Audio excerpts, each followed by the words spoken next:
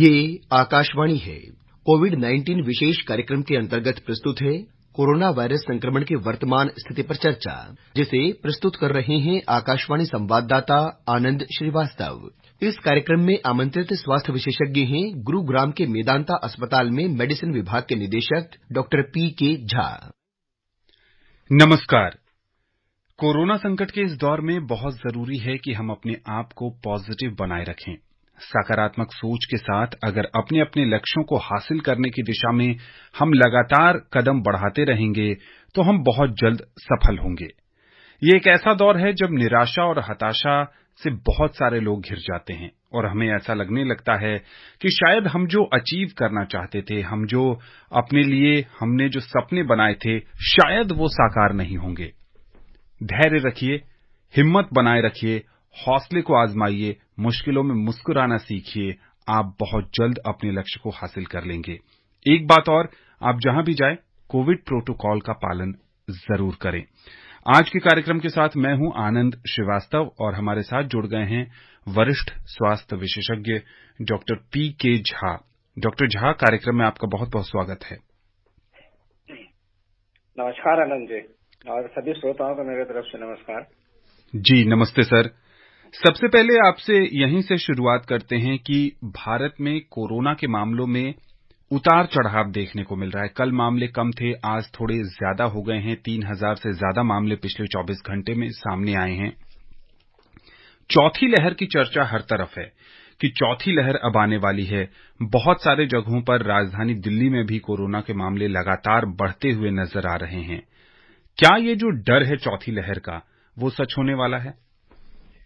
आनंद जी, ऐसा है कि पहले तो हमें इस डर से अपने आप को निकालना ही होगा, और ये एक नेचुरल फेनामेना है। अब जैसे कि अभी था कि लोग काफी प्रोटोकॉल फॉलो कर रहे थे, कोई शादी भी अटेंड नहीं कर रहे थे। अब जब ये प्रोटोकॉल थोड़ी सी कम फॉलो करने शुरू हो गए, लोग शादी भी या फंक्शन अटेंड करने लगे, तो नेचुरली एक आदमी भी इन्फेक्टेड होता है, वो कईयों को इन्फेक्ट कर देता है। और ये जो वेरिएंट है ओमाइक्रोन, ये कुछ ज्यादा ही तेजी से फैलता है। लेकिन हम एक तरफ ये भी देख रहे हैं कि इससे कोई ऐसा नहीं हो रहा है कि हॉस्पिटलाइजेशन की जरूरत पड़ रही है। तो इसको अभी तो इस वक्त लहर का नाम देना ठीक नहीं रहेगा, क्योंकि ना तो इससे इतनी मोर्टेलिटी होने की संभावना है कि अभी भी हम लोग देखते हैं कि कफ कोल्ड इसी तरह के केसेस है, 2-3 दिन में लोग ठीक हो जाते हैं बिना कोई दवाई के, सिम्टोमेटिक जैसे कॉमन कोल्ड की तरह होते हैं। जी डॉक्टर साहब, अभी तक जो पिछले 15-20 दिनों में दोबारा कोरोना के मामले बढ़ने लगे हैं, आप जैसा कह रहे हैं कि बहुत ज्यादा लोगों को अस्पताल में भर्ती होने की आवश्यकता नहीं है। लेकिन यहाँ जो दुविधा की स्थिति है वो ये है कि अगर किसी व्यक्ति को सर्दी जुकाम होता है, हल्का बुखार आता है, तो वो ये कैसे तय करे कि ये कोरोना के लक्षण हो सकते हैं? जांच कराने की आवश्यकता है, खुद को आइसोलेट करने की आवश्यकता है, या फिर वो नॉर्मल फ्लू मान ले? देखिए, है क्या कि लक्षण तो सारे के उसी तरह से हो रहे हैं, सर्दी जुकाम। खास के यदि घर में 1-2 मेंबर को हो, या कभी लग रहा है कि वो ऑफिस जा रहा है, भीड़ भाड़ में है, यदि घर में आइसोलेटेड है, कहीं बाहर निकला नहीं है, तब तो कोई ऐसी चिंता की बात नहीं है। लेकिन यदि लगता है कि नहीं, वो बाहर से एक्सपोजर के हैं, तो टेस्ट करा लेना चाहिए। उसे मालूम होने से कम अपने को आइसोलेट रख सकते हैं और दूसरों को नहीं फैला सकता। उसका एक ये फायदा है। जी, तो जैसा कि आप कह रहे हैं कि खुद को आइसोलेट करना बहुत जरूरी है, क्योंकि इससे दूसरे को भी ये फैलने की आशंका बढ़ जाती है। एक और सवाल है कि दुनिया के कई देशों में कोरोना को लेकर काफी ढील दी जा रही है। मास्क अनिवार्य नहीं रह गया है। अगर हम ब्रिटेन की बात करें या और यूरोपीय देश ऐसे हैं जहां पर अब इसको उतनी गंभीरता से नहीं लिया जा रहा है, भले ही मामले बढ़ रहे हैं। तो क्या ये माना जाए कि अब पूरी दुनिया ने ये मान लिया है कि कोरोना के साथ ही जीना है और इसको नॉर्मल फ्लू की तरह ही ट्रीट करना है? देखिए, जैसे आप कहेंगे नॉर्मल फ्लू कहें या फ्लू कहें, आप यदि हिस्ट्री में जाएंगे तो एक समय जब फ्लू भी हुआ था, उसकी जो वेरिएंट थी, काफी लोगों की डेथ हुई थी 100 साल पहले। उसी तरह बीच में H1N1 का काफी ज्यादा ये था, लोग हमेशा परेशान हो जाते थे, H1N1 तो नहीं है। तो ये वायरस तो रहेगा ही जब तक कोई वेरिएंट हमें इस तरह से परेशान नहीं करता है कि वो लिथल हो जाए, मोर्टेलिटी बढ़ा दे या लोगों को ज्यादा तंग करे। तब तक उससे हमें कोई ऐसे डरने की जरूरत नहीं है। लेकिन सावधानी जरूर रखना है, क्या कि कुछ भी है एटलीस्ट वो हमें 2-3 दिन के लिए बीमार ही कर देता है, तो काफी मॉर्बिडिटी हो जाती है, जिससे वर्क पे इफेक्ट होता ही है, इकोनॉमी पर भी उसका असर पड़ता है। तो ये तो रहेगा ही। दूसरी बात कि अब काफी लोगों में वैक्सीनेशन दी जा चुकी है, कई लोगों ने बूस्टर डोज भी लगा लिए हैं, तो उससे भी प्रोटेक्शन मिल रहा है। तो इसीलिए कई देशों में इन्होंने जो है मास्क वगैरह उसको बहुत अनिवार्य नहीं कर दिया गया है। हाँ, लेकिन आदमी को खुद ही अनिवार्य इसलिए नहीं किया गया कि एक समय तो ये था कि बहुत ज्यादा प्रॉब्लम थी, डेथ थे, तो उसको तो बचाना ही था किसी तरह से, तो कानून थोड़ा ये करना पड़ा। लेकिन अभी क्या है कि ऐसी कुछ बात है नहीं, लेकिन लोगों को खुद ही समझना चाहिए कि जब भी वो भीड़ भाड़ में जाते हैं या कोई ऐसे जगह जाते हैं तो जहां तक वो प्रोटोकॉल फॉलो करे, दूरी मेंटेन करे, मास्क लगा के रखें, ताकि ये कोरोना जैसे रिस्पायरेटरी डिजीज से नहीं बल्कि अदर रिस्पायरेटरी डिजीज से भी आपको प्रोटेक्ट करेगा। कार्यक्रम में हमारे साथ पहले कॉलर जुड़ गए हैं। हमारे साथ है पश्चिम बंगाल से अशोक सिंह। अशोक, कार्यक्रम में आपका बहुत बहुत स्वागत है। आनंद जी और पीके डॉक्टर साहब से मेरे 2 सवाल है और मैं आप। हाँ, नमस्कार अशोक जी, नमस्कार। हाँ, नमस्कार साहब। आप लोगों को क्या बताएं साहब, मैं तो पहले भी कई बार बात कर चुका हूँ कि भगवान का जो मंदिर देखा है लेकिन भगवान को स्वयं देखा नहीं, लेकिन डॉक्टर एक भगवान के रूप में होता है। तो उन डॉक्टर से अपेक्षा बहुत ज्यादा गरीब लोग रखते हैं। तो गरीब लोगों का सर एक प्रॉब्लम ये है सर कि जो आप बातें करते हैं, जो हम करते हैं, उस बातों का कोई फायदा गरीब तक नहीं पहुंचता सर। और दूसरी बात है कि जिस तरह से ये प्रोटोकॉल और ये है, गरीब लोग किस तरह प्रोटोकॉल माने। अगर कोई फैक्ट्री में काम करता है तो दिन रात उसे, एक तो प्रदूषण से भरा पड़ा है फैक्ट्री, दूसरी बात है कि वो टाइम से खाना नहीं खा पाता, टाइम से तो ऑटोमेटिक बीमार हो जाते हैं। इनका फिर क्या होता है, धीरे धीरे बीमारी घिरता चला जाता है, वो फिर सही नहीं होता है। इनके पास पैसा नहीं होते, नहीं होते, तो इनके लिए क्या उपाय हो सकता है सर? अगर जी अशोक जी, हाँ अशोक जी, हम एक चीज बताना चाहेंगे। देखिए, ये तो जरूरी है कि कोई इलाज के लिए पैसे की तो जरूरत होती ही है, और जहां तक इरेगुलर रूटीन की बात है, आज के डेट में हर जगह इरेगुलर रूटीन हो गई है। उसके पीछे कुछ हम भी दोषियां। मैं जो एक सिंपल बात बताता हूँ, कोई गरीब है जिससे घर में किसी को बुखार हो गया, उसका टेम्परेचर मान लीजिए 102 103 हो गया, अब वो परेशान हो रहा है क्योंकि उससे वो बेसिक चीजें वाले जिसको वो सिर्फ कोल्ड स्पंजिंग करके ये करके फीवर डाउन कर सकता है, यहाँ उसे एक पैसा भी खर्चा नहीं होना है। यदि घर में डायरिया हो रहा है किसी को, सिंपल ORS बना के नींबू पानी सिकंजा घर में ही है, उसको यूज कर सकता है। ऊपर से क्या होता है कि हम सोशल मीडिया से इतने प्रभावित हैं कि उसमें कुछ भी उल्टा पुल्टा बता देता है, उसको सेवन करने लगते हैं, खर्चा करते हैं। तो थोड़ी सी अवेयर होने की जरूरत है। नियर फ्यूचर में होगा तो मैं कोशिश करूंगा कि कुछ ऐसे प्रोग्राम दूं जिससे कि आदमी जानकारी होने से बिना पैसा खर्च किए हुए इनिशियल मैनेजमेंट घर पर ही कर सके। जी, ये बहुत अच्छी बात है। डॉक्टर साहब, आपसे ये भी समझना चाहेंगे कि इन दिनों पूरे भारत में गर्मी का मौसम है, तापमान बहुत ज्यादा है, हीट वेव का प्रकोप भी बहुत सारी जगहों पर देखने को मिल रहा है।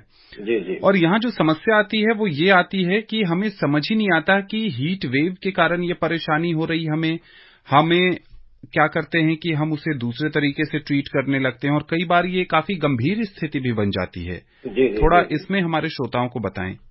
जी जी। अब यहाँ भी अशोक जी ने जो बात कही थी, इन सब चीजों का जो हीट वेव का है, सिंपल बचाव से बिना कोई खर्चा किए हुए ज्यादा हम मरीज को बचा सकते हैं। पहले मैं बताना चाहूंगा कि हीट वेव होता क्या है। जी, एक्चुअली मेट्रोलॉजिकल डिपार्टमेंट के हिसाब से रखा गया है, एक तो एब्सोल्यूट गाइडलाइन रखी गई है कि यदि 40 डिग्री से ऊपर कहीं का टेम्परेचर है मैदानी इलाके में, या हिली इलाके में 30 डिग्री से ऊपर टेम्परेचर हो गया है, तो उसको हीट वेव का नाम दिया गया, गर्म हवा चलना। जी, ठीक है। या वहां का टेम्परेचर वेरिएशन जो है 4.5 to 6 करीब, मतलब 5 डिग्री से अंतराल से ज्यादा हो गया है, तो उसे भी हम कहते हैं कि अच्छा यहाँ ये हीट वेव हो गया। इसलिए जैसे वेस्टर्न कंट्री में देखते हैं, वहाँ कम ही टेम्परेचर पर हीट वेव हो जाता है। कनाडा में कितने डेथ हुए हीट वेव से, और अदरवाइज ग्लोबल वार्मिंग हो ही रही है, उसकी वजह से हीट वेव का खतरा और बढ़ गया है। जी। तो इसमें हम देखेंगे हमें अलार्मिंग साइन पहले ही मिल जाते हैं कई बार। जैसे कि सिंपल एक घमौरी और फुंसी होना, ये भी एक सिंपलेस्ट चीज है जो कि हीट की वजह से हमें प्रोड्यूस होता है। जी। दूसरा बात कि यदि हम कभी बाहर जाते हैं और हम देखते हैं कि मुझे अरे प्यास लग रही है, बार बार पेशाब मेरा गाढ़ा हो रहा है, तो आप समझ जाइए कि कुछ देर में आपकी जो पसीना भी कम होने वाला है और आपको हीट वेव का खतरा हो सकता है, क्योंकि आपकी बॉडी की जो टेम्परेचर है आप रेगुलेट नहीं कर पाएंगे।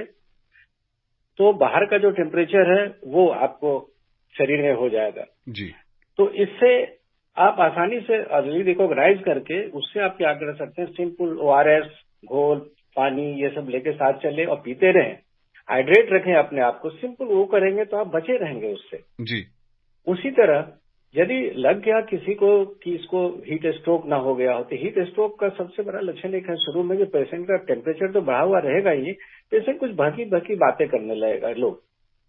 तो उसका इमीडिएट इलाज है, कोई दवाई इलाज नहीं है उसका। जी। उसका इलाज है कि तुरंत से जहां से जल्दी हो उसे ठंडे इलाके में ले आया जाए।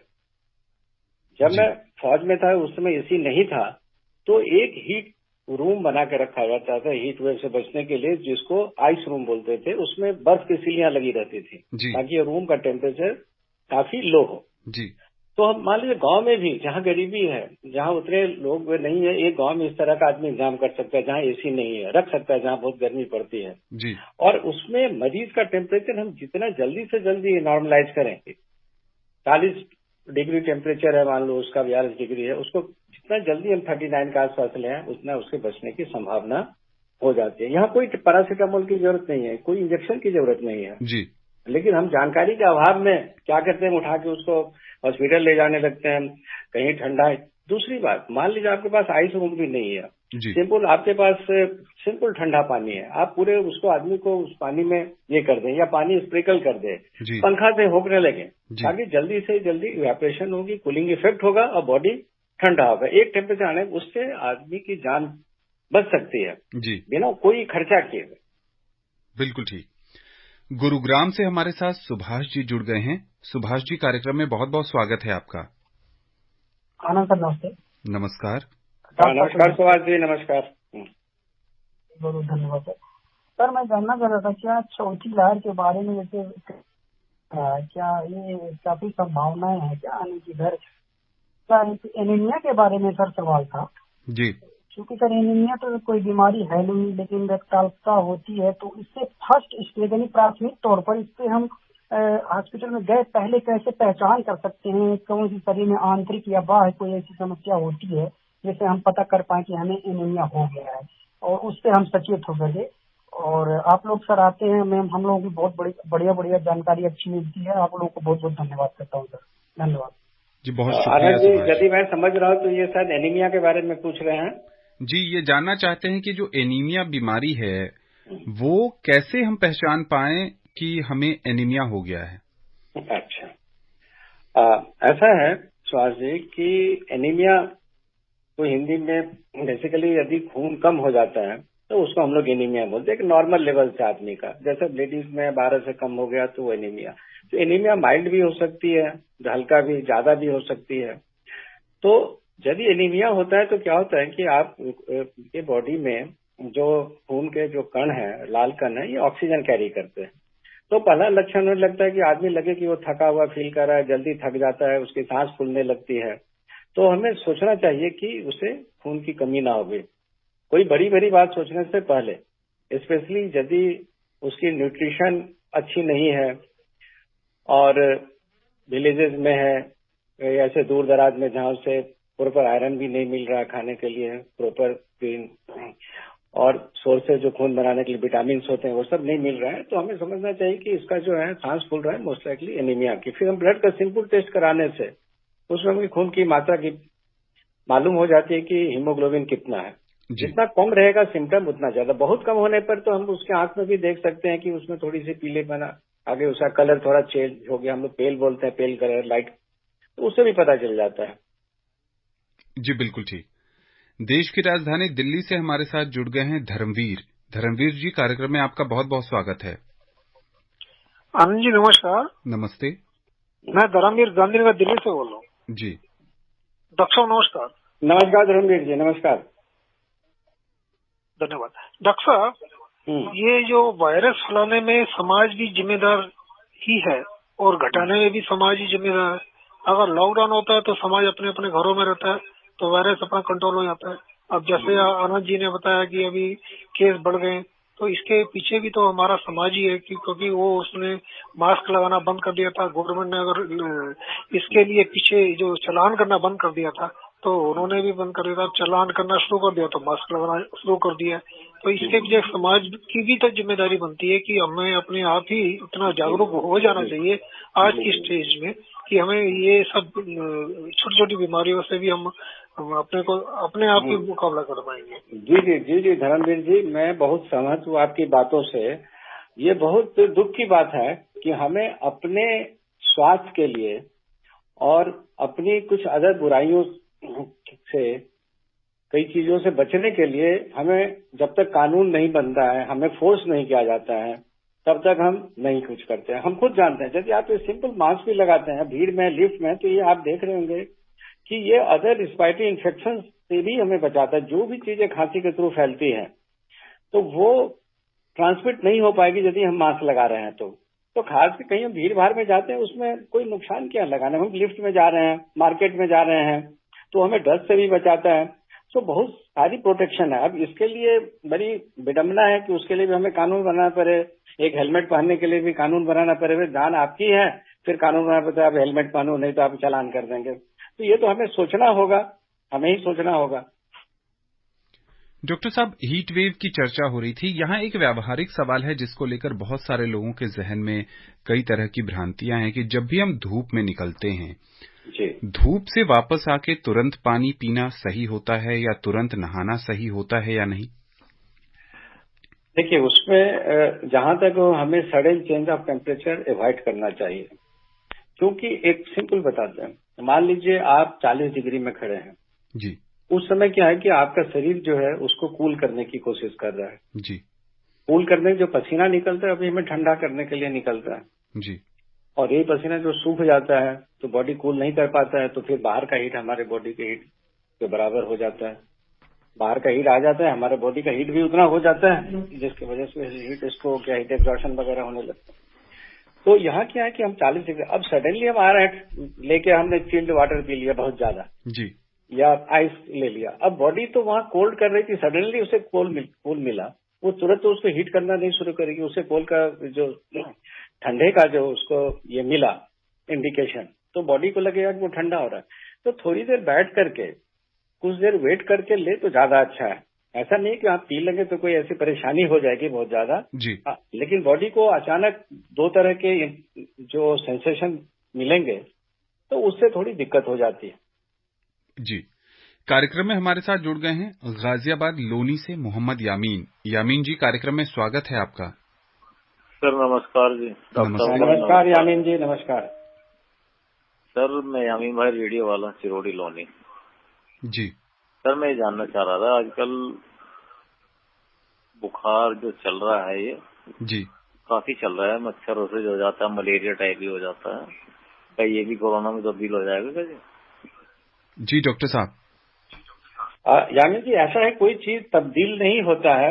आप जा रहे हैं, जहां हम रह रहे हैं हमारे कंट्री में इतने तरह के इन्फेक्शन है और ये जो गर्मी का महीना है इसमें तो और इन्फेक्शन के चांसेस बढ़ जाते हैं। वाटर बॉर्न डिजीज है, मच्छर काटने से, कोरोना और रिस्पायरेटरी डिजीज जो चली रही है, जो खांसी होने से, तो कोई तब्दील नहीं होता है।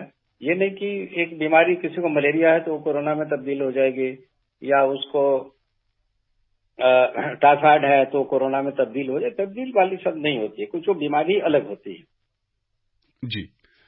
अब हम चलते हैं पूर्वोत्तर भारत के असम राज्य में, जहां से हमारे साथ जुड़ गई हैं अमिया। कार्यक्रम में आपका बहुत बहुत स्वागत है। जी नमस्कार। जी नमस्ते। जी डॉक्टर नमस्ते अमिया जी। नमस्कार। नमस्कार। मेरा सवाल है कि अगर हीट वेव में एक आदमी अनकॉन्शियस हो गया तो क्या क्या करना चाहिए, और अस्पताल बहुत दूर होते हैं कभी कभार ना, ऐसे में क्या क्या, ऐसे हालत में क्या क्या करना चाहिए पहले? जी डॉक्टर साहब। अमिया जी, दो चीज। पहले तो एक कहावत है कि prevention is better than cure. तो यदि आप कुछ प्रिकॉशन रखेंगे तो आप हीट वेव से बचेंगे। जब भी घर से निकलते हैं कुछ खा पी के निकलिए और प्रचुर मात्रा में पानी पी के निकलिए। यदि लंबे समय तक बाहर रहना है आपको धूप में, तो अपने साथ कुछ लिक्विड, सिर्फ प्लेन वाटर नहीं बल्कि थोड़ा सा सिंपल है, 1 लीटर पानी में 1 चुटकी नमक डाल दिया, आधा नींबू डाल दिया, 1 चम्मच चीनी डाल दी, ORS टाइप की बन गई, और उसको बीच बीच में लेते रहे तो हीट वेव का खतरा बहुत कम ही रहेगा, क्योंकि आपका बॉडी स्वेटिंग करके आपके बॉडी को कूल करने की कोशिश रखेगा जी। यदि किसी कारण से हो जाए तो अर्ली वार्निंग्स आने लगते हैं। जैसे आपको प्यास लगने लगेगा, आप देखेंगे कि पेशाब की मात्रा कम हो रही है, गाढ़ा पेशाब हो रहा है, तो ये एक इंडिकेशन है कि आपके शरीर में पानी की कमी हो रही है। तो इमीडिएटली अपने आप को रेस्ट में रखें और प्रचुर मात्रा में पानी लें, इलेक्ट्रोलाइट्स लें, इनसे आप बच जाएंगे। यदि हो गया तो जैसे मैंने पहले भी बताया कि जहां लगे कि अरे इसका शरीर बहुत गर्म हो गया, फिर उसको जल्दी से जल्दी कोई ठंडे प्लेस में ले जाए, ठंडे पानी के इसमें उसको बॉडी को चाहे तो डुबा के भी रख सकते हैं। हाँ, ये ध्यान रखना है कि सर न डूबे उसमें, या बॉडी के ऊपर पूरे कपड़े हटा के ठंडे प्लेस में रख के उसमें पानी का स्प्रे कर दीजिए, और यदि सीलिंग फैन है तो उसको चला दीजिए। तो उससे उसकी बॉडी की टेम्परेचर कम करने में मदद मिलेगा और उसका जो है हीट स्ट्रोक का खतरा जो होगा वो थोड़ा कम हो जाएगा। अमिया जी का जो सवाल था डॉक्टर झा, वो ये जानना चाहती थी कि हीट वेव के कारण अगर कोई व्यक्ति बेहोश हो जाता है तो प्राथमिक उपचार क्या कर सकते हैं? नहीं, वहां भी बताया, जो बेहोश होना भी हुआ ये हीट स्ट्रोक का लक्षण है। हीट स्ट्रोक का लक्षण है कि आदमी पहले तो एबनॉर्मल बातें कर सकता है, कंफ्यूज हो जाएगा, डेलिरियम में चला जाएगा और अल्टीमेटली वो बेहोश भी हो सकता है। तो उसका पहला इलाज ही है कि आप उसके बॉडी के टेम्परेचर को जितना जल्दी हो उसको कम करें। हाँ, ये जरूर देख लें कि उसकी धड़कन चल रही है कि नहीं, वो सांस ठीक से ले रहा है कि नहीं ले रहा है। तो इन सब बातों का ध्यान रखना। पहला इलाज वही है कि हम 1 घंटे के अंदर उसका टेम्परेचर कम से कम 39 डिग्री से नीचे ले आए। जी। गाजियाबाद से कोई ये बताना चाहूँ, कोई पैरासीटामोल और क्रोसिन टैबलेट ना दें बुखार कम करने की दवाई। जी। गाजियाबाद से हमारे साथ सुभाष जी जुड़ गए हैं। कार्यक्रम में आपका बहुत बहुत स्वागत है। सर नमस्कार। डॉक्टर साहब को भी नमस्कार। नमस्कार सुभाष जी, नमस्कार। सर मेरा प्रश्न ये है कि आजकल ना हीट वेव से बुखार भी आ रहा है सर, और कभी कभी सर्दी भी हो जाती है और गर्मी भी महसूस होती है बुखार में। तो सर इसका कोई घरेलू उपचार हो तो जरा बताएं सर। क्या सर्दी जुकाम के लिए तो देखिए, यदि हल्का फुल्का सर्दी है आपको, ठीक है, हल्की जुकाम है, तो उसमें कुछ ऐसा करने की खास जरूरत नहीं होती है। बाकी जो है सिंपल एंटी एलर्जिक मेडिसिन होते हैं, लिवोसेट्रिजिन है या और उस तरह की दवाइयां हैं, उसका आप सिंपल ले सकते हैं। जी बिल्कुल। गर्मी से खुद को बचाने की जरूरत है। जैसा कि डॉक्टर साहब कह रहे हैं कि अगर आप कहीं बाहर जा रहे हैं तो प्रचुर मात्रा में पानी पीकर जाएं, खाली पेट घर से बाहर न निकलें और अपने साथ नींबू पानी, नमक पानी या फिर जो इलेक्ट्रॉल पाउडर है, इस तरह की चीजें अगर आप रखेंगे तो बॉडी आपकी हाइड्रेट अवस्था में बनी रहेगी। हरियाणा के जिंद से हमारे साथ जुड़ गए हैं रविंद्र पाल। रविंद्र जी, कार्यक्रम में आपका बहुत बहुत स्वागत है।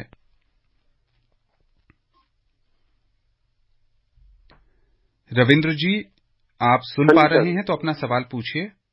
हाँ जी, डॉक्टर साहब को नमस्ते। नमस्कार रविंद्र जी।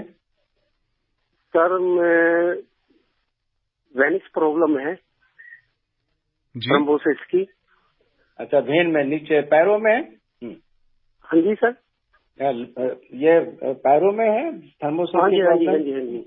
हाँ, उसके चलते मुझे सर अस्थमा हो चुका है। नहीं, उसके चलते अस्थमा नहीं होगा। या तो आपका क्या होगा ना कि वो वेन में कुछ क्लॉट जमे होंगे, वो क्लॉट निकल के लग में गया होगा, जिसको हम लोग पल्मोनरी एम्बोलिस बोलते हैं। तो सांस फूलता है, तो हर सांस फूलना अस्थमा नहीं होता है। अस्थमा एक अलग चीज है। सर आपने बिल्कुल अच्छी बात बोली। मैं सुबह भी लेता हूँ इनहेलर और शाम को भी लेता हूँ। क्या चीज? इनहेलर। अच्छा ठीक है, हाँ वो तो इनहेलर आस्थमा के लिए है, ठीक है। तो ये सर मतलब सेपरेट चीज है ये? हाँ देखिए, वेन, पैर में वेन से आस्थमा का कोई डायरेक्ट कनेक्शन नहीं है। हाँ, एक कंडीशन जैसे मैंने बताया कि बहुत देर आदमी कोई ट्रेवल नहीं किया, बैठा हुआ है, तो उसके बैठने से या उसकी वेन में खराबी है तो उसमें क्लॉट बन जाती है। वो क्लॉट कई बार लंग में जाता है तो अचानक बहुत तेज होती है। उन लोगों को हम लोग ब्लड थिनर देते हैं जिससे कि वो कंट्रोल में हो जाता है चीजें।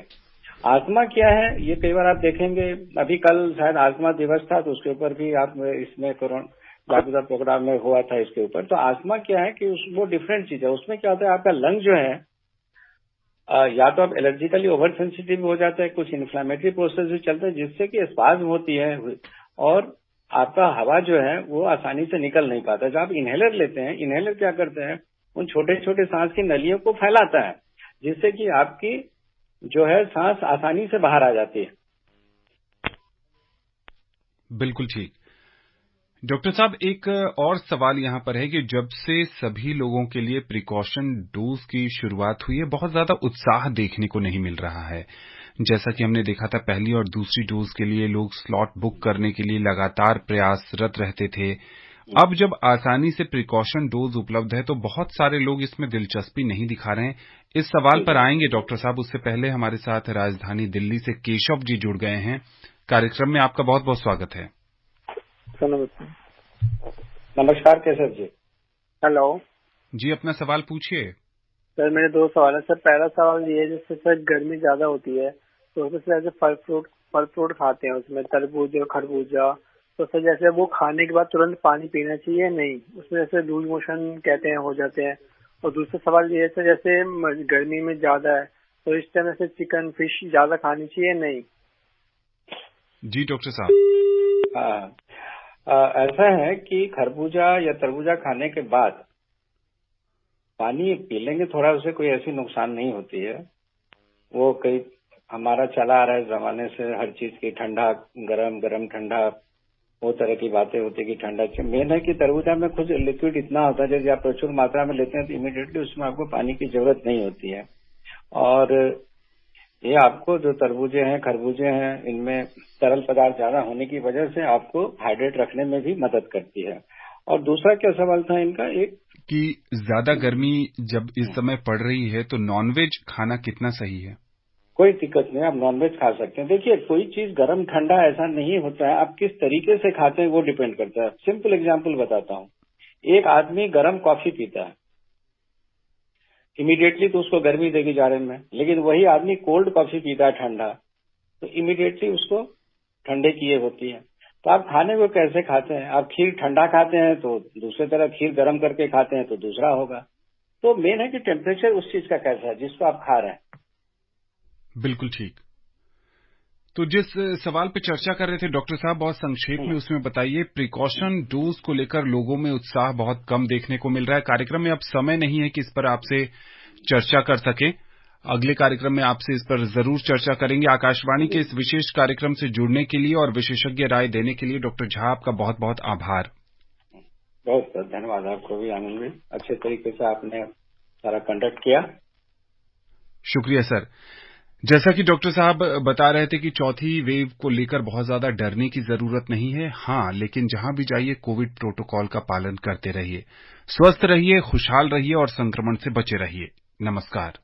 कोविड-19 विशेष कार्यक्रम के अंतर्गत अभी आप सुन रहे थे कोरोना वायरस संक्रमण की वर्तमान स्थिति पर चर्चा, जिसे प्रस्तुत कर रहे थे आकाशवाणी संवाददाता आनंद श्रीवास्तव। इस कार्यक्रम में आमंत्रित स्वास्थ्य विशेषज्ञ थे गुरुग्राम के मेदांता अस्पताल में मेडिसिन विभाग के निदेशक डॉक्टर पी.के. झा। ये कार्यक्रम आकाशवाणी के समाचार सेवा प्रभाग द्वारा प्रस्तुत किया गया। इसे आप हमारे mobile app news on AIR और YouTube channel news on AIR official पर भी सुन सकते हैं। इस कार्यक्रम के संबंध में अपनी प्रतिक्रिया आप हमें ईमेल कर सकते हैं। पता है airnsdtalks@gmail.com। ये कार्यक्रम फिर से सुनने के लिए लॉग ऑन करें हमारी वेबसाइट newsonair.nic.in।